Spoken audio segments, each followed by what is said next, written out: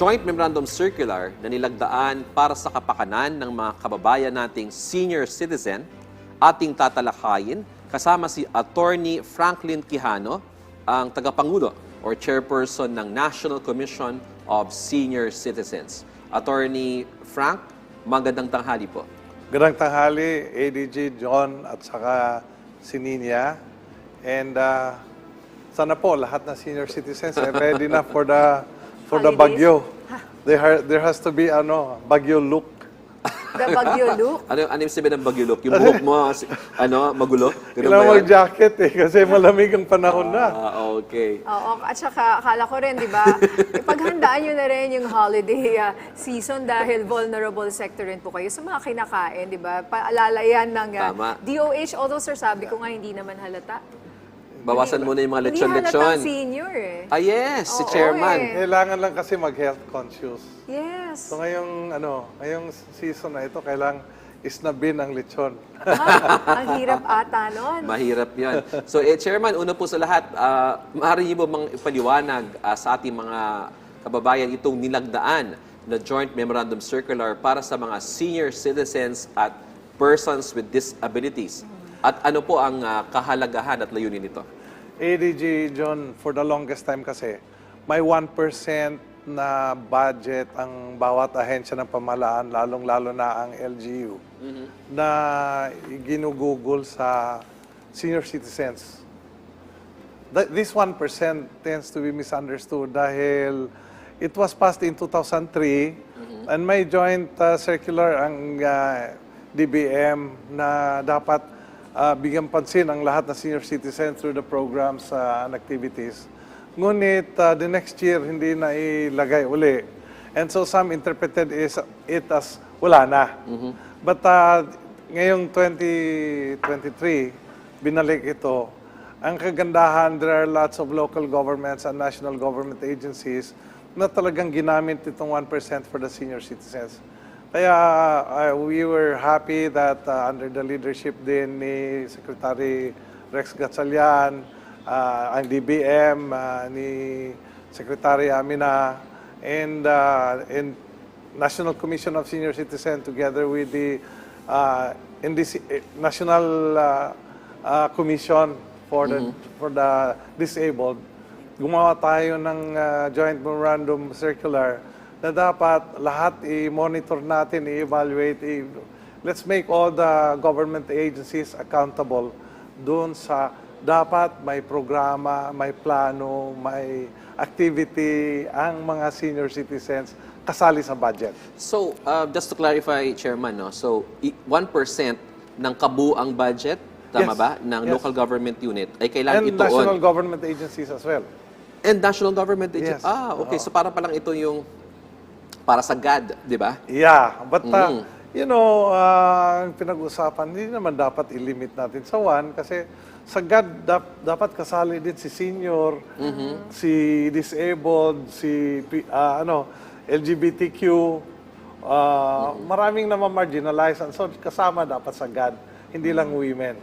And then of course sa disaster, dapat isali rin natin yung lahat dahil nabibiktima ng disaster yung mga women, yung mga buntis, Correct. yung mga senior citizens. Yeah. So, ilang porsyento na po ng mga LGUs ang, kumbaga, nagko-comply dito sa ating 1% almost requirement? all naman. But there are those who tend to say, wala naman yan kasi wala na after 2023. Sino-sino yung mga LGUs na yan? Pwede niyo mapangalanan? Wala. Medyo galit kaya. We actually want to just persuade them. Yeah. Kasi hindi naman dapat 1% lang. Nakalusot yung mga mayor. Kung lalampas ng 1%, di ba? Mas maigi kasi this will actually benefit not just the seniors, but the families of the senior citizens. That's right. And of course, we have to also, we are asking you, tulungan nyo kami, kasi si PhilHealth ay may 43 billion para sa annual regular medical examination ng senior citizens. Lahat na seniors covered ng health insurance. So of course, we know that there is such a thing as the universal health care, pero ito talagang konkretong amount na manggagaling from orders of PBBM, manggagaling sa Department of Budget, binigay na since April sa PhilHealth para bawat isang senior magkaroon ng Annual physical regular exam. examination na libre. Alam mo, Chairman, Gusto ko Ninya, yan. Oo. ngayong araw katatapos lang yung aking annual physical exam. Malaking bagay din kasi nati-check yung blood pressure mo, kukunan ka ng blood. So, paano, how will the senior citizens avail of this APE? Well, Pupunta lang actually- sila sa isang PhilHealth hospital? There is the assumption that everyone, all Filipinos are supposed to be registered sa PhilHealth. Yes. Diba? So, isa yan na dapat gawin ng lahat na seniors. Check if you're registered. Especially those who are retired, kumpiyansa sila na hindi na sila kailangan mag-rehistro. Yung pala, ginawang dormant. Kaya dapat i-remind yung lahat na dapat registered sila sa PhilHealth. Ang pangalawa, may mga accredited PhilHealth diagnostic laboratories and clinic. Doon tayo magpapa-annual physical.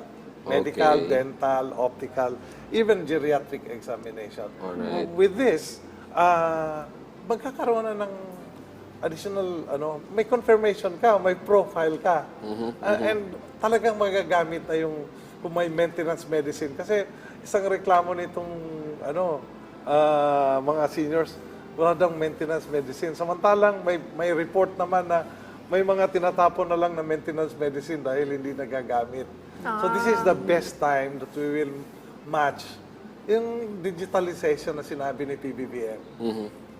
Let's match the needs to the supplies available. Okay.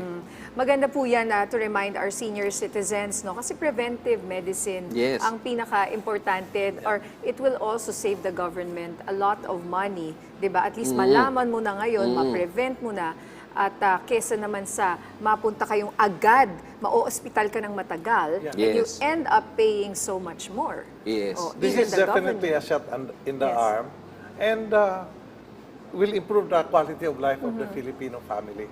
Kasi pag alam ng mga pamilya na ang isang senior citizen may ganitong condition, madali nang tulungan. At saka yung maintenance Importante medicine. yung maintenance talaga. Yes, ihatid na sa door to door kung kailangan. Okay. Opo. So, Chairman, sa sinabi nyo, may magkano ang amount sa PhilHealth for... Well, it's 43 billion. 43 and that's going billion. to be 5,000 per senior citizen. Okay, Okay. so lahat ba ng senior citizen Lahat makakover? covered. Lahat? Lahat covered. Kahit yung nanay ko?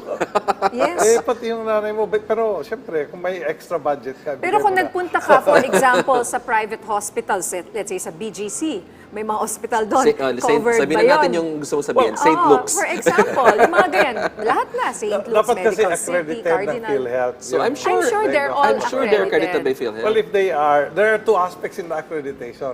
One is the hospital. The other is the Diagnostic. diagnostic, Iba yun.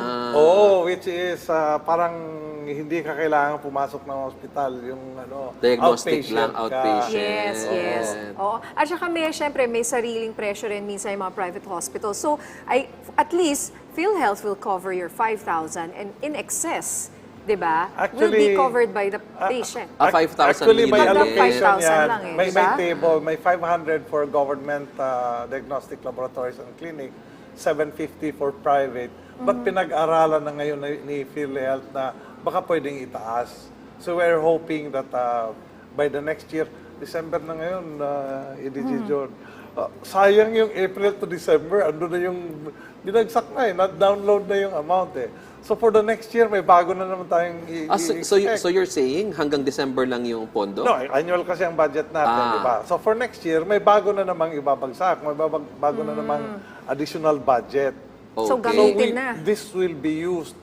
Maganda ang dating sa lahat na seniors Okay. So ang kailangan na lang malaman ng ating mga kababayan na seniors, no, is kung ano yung mga PhilHealth accredited diagnostic centers or hospitals. Kasi Tama. hindi pwedeng lahat puntahan, doon lamang sa mga diagnostic. Siguro nakalagay sa website yan ng PhilHealth. Tinulungan natin ang PhilHealth. Naglagay din tayo sa website natin. Ayun! Sa ncsc.gov.ph. Okay. Oh, that's Alright. wonderful po.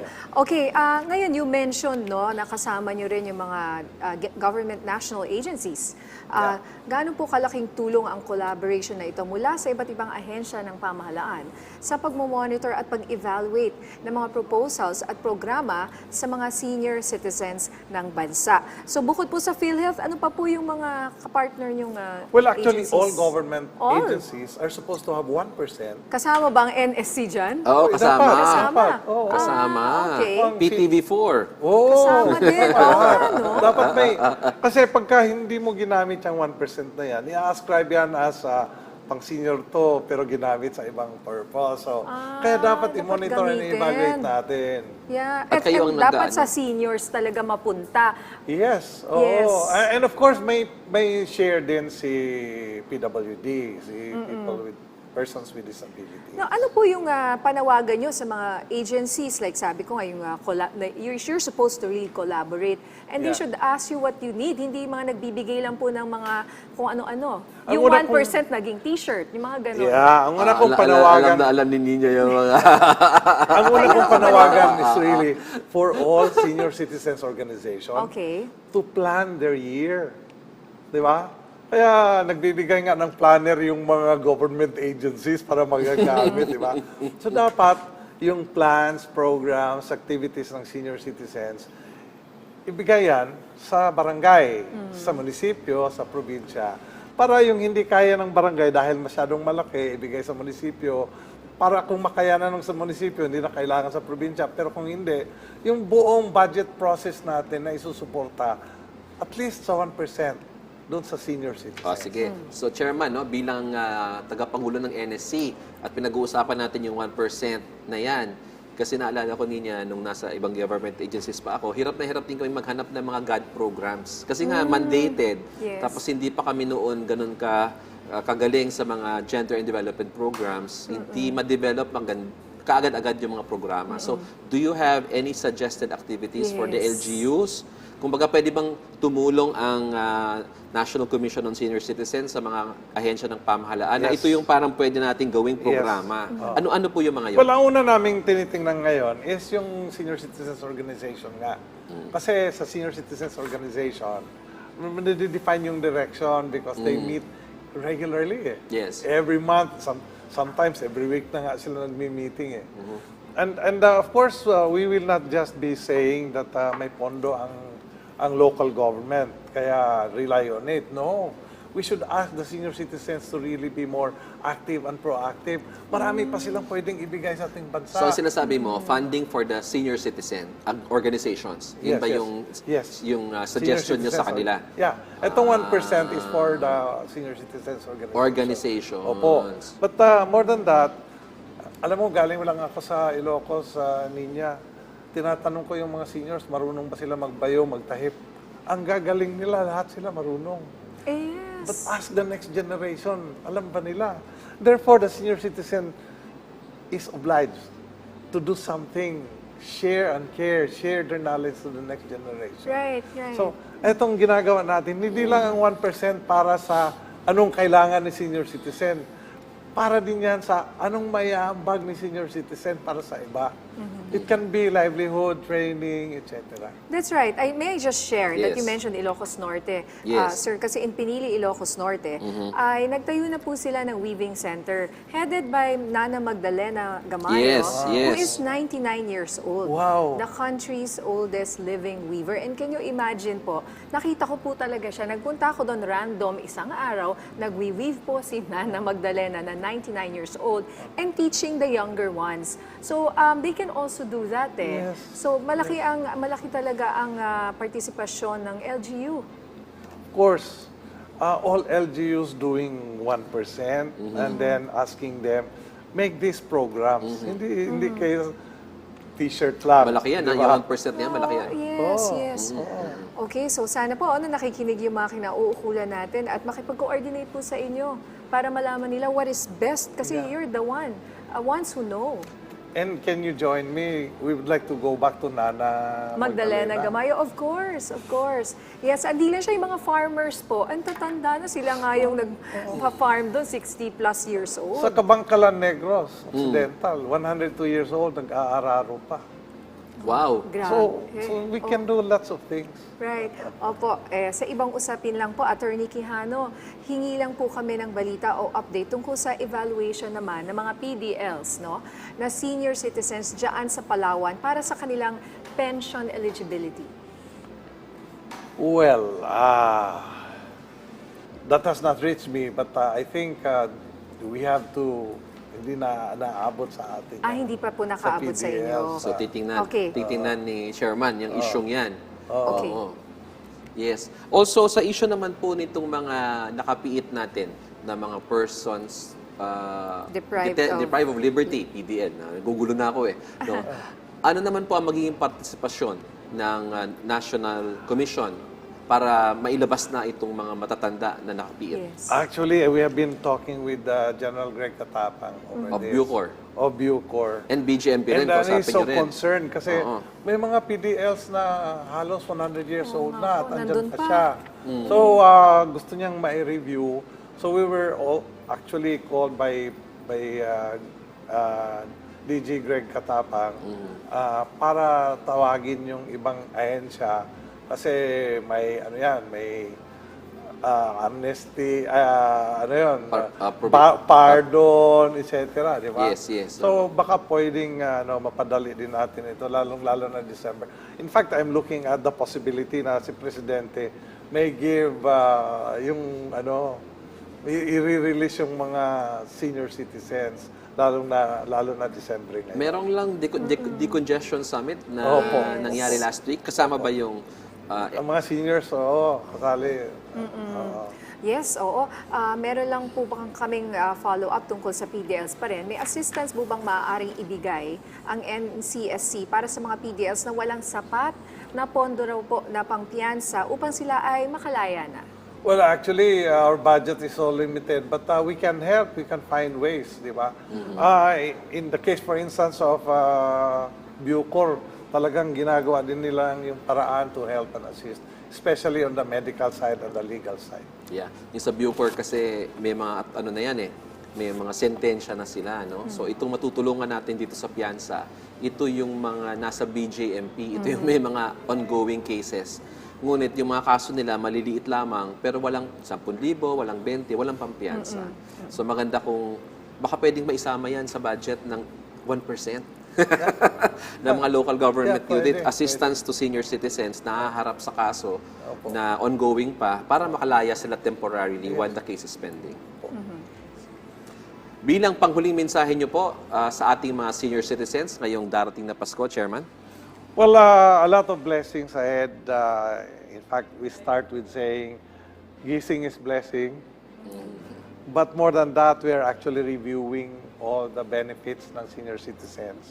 And we are preparing our legal as well. Alam mo, tumaas yung presyo ng mga bilihin. That's right, yes. And the threshold has not changed since 2010. So, nire-review natin, we are asking all the senior citizens, baka may mga mungkahi sila how to improve on the benefits. Hindi lang yung 20% plus 12. Hindi lang yung 5% sa groceries, 5% sa electricity and water bills. A lot of things that can be done. And so, ang panawagan ko lang, we hope that all the seniors will unite and think how they can help this country. Marami pa pong magagawa. I know, ADG Jonathan, you're alarmed with the incidents in the West. But, if the senior citizens can help, maybe there are some innovative ways by which we will be able to strengthen our country. So, Yes. Our Christmas is praying for health, making ourselves healthy, and I congratulate you for having the annual checkup. All right, that's right. Yeah. We would like to ask Yes. everyone to stay healthy. Merry Christmas, everyone. God Okay. Maraming salamat po sa inyong oras. Chairman Franklin Quijano, ang chairperson ng National Commission of Senior Citizens. bless. Thank you.